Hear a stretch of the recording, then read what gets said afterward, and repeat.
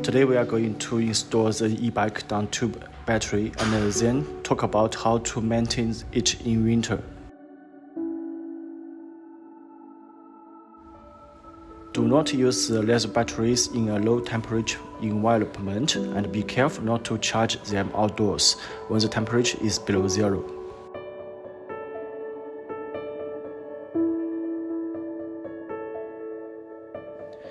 Develop the habit of charging the battery after use. You should recharge the battery in time and do not store it in a low voltage state for a long time.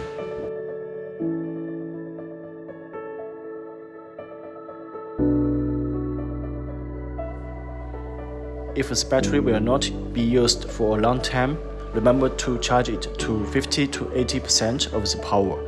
Remove it from the e-bike and store it, and charge it regularly and once every 3 months.